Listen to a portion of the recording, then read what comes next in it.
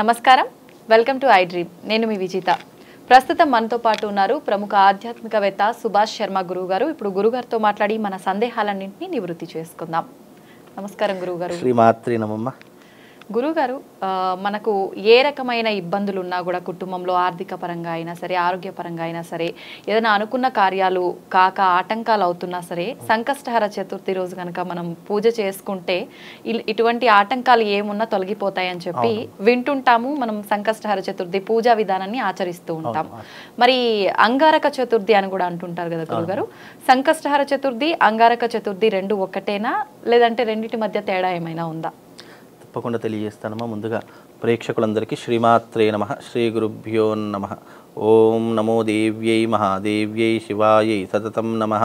నమ ప్రకృత్యై భద్రాయై నిహతాం ప్రణతాస్మిత. ఇక్కడ అంగారక చతుర్థి అంటే అర్థం ఏంటి అంటే, మంగళవారం గనక చతుర్థి వస్తే దాన్ని అంగారక చతుర్థి అని పిలుస్తాం. ఈ మంగళవారం 25వ తారీఖు రోజున సంకష్టహర చతుర్థి వచ్చింది కాబట్టి దీనికి అంగారక చతుర్థి అని పేరు. అయితే తొలుత అంటే మొట్టమొదటిసారిగా సంకష్టహర చతుర్థి వ్రతాన్ని కానీ, సంకష్టహర చతుర్థి యొక్క దీక్షను కానీ ఎవరైనా తీసుకునేటటువంటి వాళ్ళు ఉన్నట్టయితే, ఏ రోజైతే మంగళవారం సంకష్టహర చతుర్థి వస్తుందో ఆ రోజున మొట్టమొదటగా దీక్ష తీసుకునే వాళ్ళు తీసుకునేటటువంటి అవకాశం ఉంటుంది.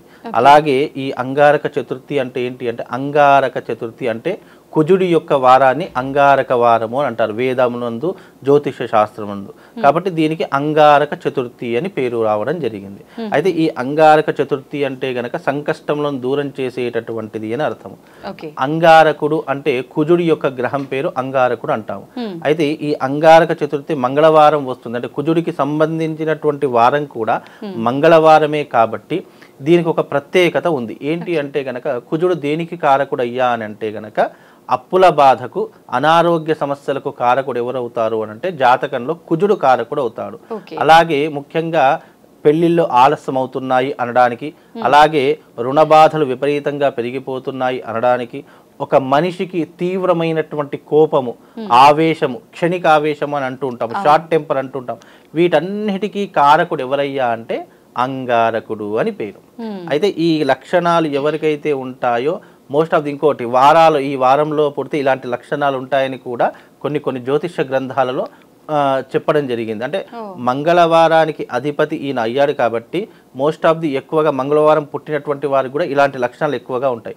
అలాగే ఈ అంగారక చతుర్థి నాడు ఎవరైతే సంకష్టహర చతుర్థి వ్రతాన్ని ఆచరణ చేస్తారో, లేదా ఆ వ్రతం చేయడానికి అవకాశం లేనటువంటి వాళ్ళు ఆ రోజున ఉపవాస దీక్షను వహించి, నేను ఇన్ని రోజులు కనీసం ఒక 5 సంకష్ట చతుర్థి వ్రతాలైనా నేను ఆచరిస్తాను, లేదా 5 సంకష్ట చతుర్థి రోజులైనా సరే నేను ఉపవాస దీక్షను చేస్తాను అని నియమాన్ని పట్టుకున్నటువంటి వారికి ఎలాంటి ఇబ్బందులు తొలగిపోతాయి, అంగారకుడి వల్ల వచ్చేటటువంటి ఇబ్బందులన్నీ తొలగిపోతాయి, వివాహానికి ఉన్నటువంటి ఆటంకాలు తొలగిపోతాయి, ఆర్థిక పరంగా ఉన్నటువంటి అంటే డబ్బుకి సంబంధించినటువంటి ఇబ్బందులు ఎవరికైతే ఉన్నాయో ఆ డబ్బుకు సంబంధించిన ఇబ్బందులు తొలగిపోతాయి, అప్పుల బాధలు, రుణ బాధలు, అనారోగ్య సమస్యలు, వివాహానికి వచ్చే ఆటంకాలు, క్షణికావేశము, కోపము, ఉద్రిక్తత, ఇవన్నీ కూడా తగ్గుముఖం పట్టేటటువంటి అవకాశము ఈ అంగారక చతుర్థికి ప్రత్యేకంగా ఉండేటటువంటి లక్షణాలు.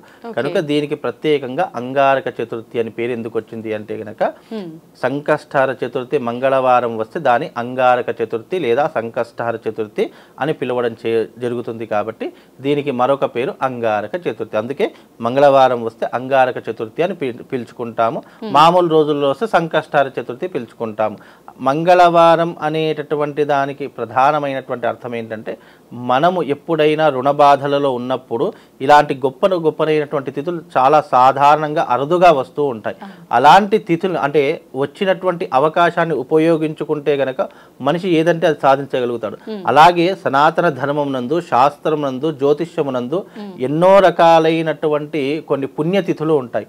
దాన్ని సరిగ్గా యూటిలైజ్ చేసుకుంటే గనక నిజంగా ఆ రోజున గనక మనం ఏదైతే ఆచరిస్తామో దానికి ఉన్నటువంటి ఇబ్బందులన్నీ తప్పకుండా తొలగిపోతాయి. అది నమ్మకంతో, బిలీవ్నెస్తో చేస్తే. ఎందుకంటే నమ్మకం అనేటటువంటిది ఉంటేనే ఏదైనా సాధించగలుగుతాం. అది ప్రొఫెషనల్లో కావచ్చు, దైవికపరమైనటువంటి పూజలలో కావచ్చు, ఎలాంటి దానిలోనైనా సరే రేపు ఉంది అని నమ్మితేనే మనం ఈరోజు బ్రతకగలుగుతాము.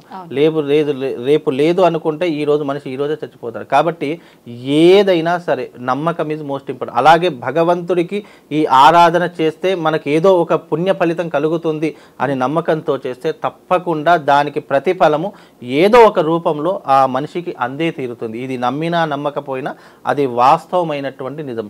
జ్యోతిష్యంలో అంగారక చతుర్థికి ప్రత్యేకత ఏంటంటే అప్పుల బాధలు తీర్చుకోవడానికి, అనారోగ్య సమస్యల నుంచి దూరం కావడానికి, వివాహం కానటువంటి వారికి వివాహ యోగములు కలగడానికి ఈ అంగారక చతుర్థి ఉపయోగపడేటటువంటి ఒక గొప్పనైనటువంటి సాధనగా మనం చెప్పుకోవచ్చమ్మా. ఓకే గురుగారు, పూజకి వ్రతానికి చాలా వ్యత్యాసం ఉంటుంది.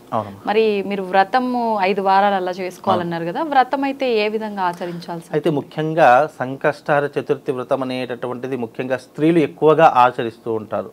ఇందులో ఇప్పుడు సంకష్టహర చతుర్థి అంటే పురుషులు కూడా చేస్తూ ఉంటారు. దీనికి వ్రతానికి ఎక్కువ స్త్రీ పురుష తారతమ్యం లేదు. ఎందుకంటే భగవంతుడనేటటువంటి వాడు స్త్రీ పురుష తారతమ్యాలకు భేదం లేదు. అలాగే వ్రతమునకు, యజ్ఞయాగాదులకు, క్రతువులకు స్త్రీ పురుష తారతమ్యం అనేటటువంటిది ఎక్కడ కూడా లేదు. ఇక్కడ వ్రతము అన్న, దీక్ష అన్న అర్థం ఏంటి అంటే మానవుడు కోరికలతో నిర్మితమైనటువంటి ఒక ఆకారం.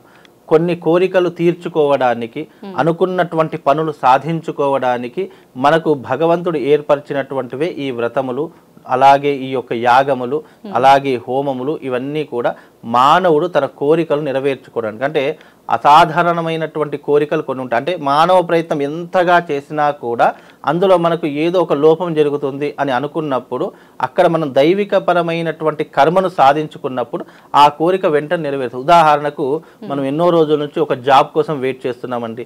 1 సంవత్సరం అవుతుంది ఆ జాబ్ నాకు రావాలని వెయిట్ చేస్తున్నాం. కానీ ఆ జాబ్ మనం మానవ ప్రయత్నంగా ఎంత చేసినా రావడం లేదు. అలా అనుకున్నప్పుడు మనం ఏం చేస్తామంటే దైవికాన్ని సహాయం అర్థిస్తాము. మనం ఈ జాబ్ నాకు రావాలి అని చెప్పేసి చాలా మంది, కొంతమంది ముడుపులు కడుతూ ఉంటారు. కొంతమంది ఈ జాబ్ వస్తే నేను తిరుపతి కొండకు వచ్చి మొక్కుకుంటానని అలా నమ్ముతూ ఉంటారు. అలాగే మొక్కులు తీర్చుకుంటూ ఉంటారు. కొంతమంది ఏం చేస్తారు, యజ్ఞయాగాదులు చేస్తూ ఉంటారు. అంటే దైవికంగా శక్తిని సంపాదించుకున్నప్పుడు మనలో ఉన్నటువంటి నెగిటివ్ ఎనర్జీ పోయి దైవికపరమైనటువంటి శక్తి వస్తుంది. అలా పాజిటివ్ ఎనర్జీ వచ్చినప్పుడు ఏ దాన్నైనా సరే మనం సాధించుకోవడానికి అది ఒక రూపకల్పనగా మనకు ఏర్పడేటటువంటిది దైవికపరమైనటువంటి గొప్పనైనటువంటి అనుబంధం. ఎప్పుడైనా మనిషి జన్మ ఎత్తినప్పుడే మనిషికి దైవత్వానికి అనేటటువంటిది అనుసంధానం జరిగినప్పుడు ప్రపంచంలో ఏదైనా సాధించవచ్చు. ఇది సాధించలేము, ఇది రాదు, ఇది కాదు, ఇది లేదు అనేటటువంటి మాటలకు తావుండదు. కనుక ఇలాంటివి కొన్ని పుణ్యమైనటువంటి తిథులు వచ్చినప్పుడు, అద్భుతమైనటువంటి యోగములు వచ్చినప్పుడు దాన్ని సరిగ్గా యూటిలైజ్ చేసుకుంటే మనం అనుకున్నటువంటి కోరికలు ఎలాంటివైనా తీరిపోతాయి. అందుకే ఈ అంగారక చతుర్థి మనసులో ఉన్నటువంటి కోరికలు నెరవేర్చుకోవడానికి, అదే రకంగా ఇష్ట కామ్యార్థాలను నెరవేర్చుకోవడానికి ఈ అంగారక చతుర్థి ఒక ప్రత్యేకమైనటువంటి రోజుగా భావన చేసుకొని ఆ రోజున మనకు ఏదైనా కోరికలు ఉన్నాయి, డబ్బు పరంగా నాకు అప్పులన్నీ క్లియర్ కావాలి అని కోరి ఆ వ్రతం ఆచరించండి. ఇక్కడ వ్రతము అంటే అర్థం ఏంటి అంటే స్వామివారి యొక్క దానికి సాయంకాల సమయం ప్రత్యేకమైనటువంటి సమయము. చంద్రోదయానికి గంట కానీ 1 గంటన్నర ముందు కానీ ఆ వ్రతాన్ని ప్రారంభం చేయాలి. ఆ వ్రతం అయిపోయింది అంటే చంద్రోదయం అంటే చంద్రుడి యొక్క దర్శనం అయిన తర్వాతనే ఉపవాస దీక్షను వదిలిపెట్టి ఆ తర్వాత మనము ఏదైనా ఆహార పదార్థాలు తీసుకోవడానికి ఉపయోగపడేటటువంటి ఒక సాధన. కనుక ఈ అంగారక చతుర్థి వ్రతంలాగా చెయ్యాలి అంటే మనసు యద్భావం తద్భవతి. నీ మనసులో భావన నేను వ్రతం చేసుకుంటాను అని అంటే నువ్వు వ్రతానికి కావాల్సినటువంటి వస్తువులని సమకూర్చుకొని వ్రతం చేసుకో. లేదు నాతో వ్రతం కాదు, నేను చేయలేను, నాకున్నటువంటి ఈ ఆధునిక యుగంలో నాకు సమయం సరిపోదు అని అనుకుంటే ఆ రోజున ఉపవాస దీక్షను చేసినా కానీ వ్రతం చేసినటువంటి పుణ్య ఫలితం కలుగుతుందమ్మా. చాలా చక్కగా తెలియజేశారు గురువు గారు. నమస్తే. శ్రీమాత్రే.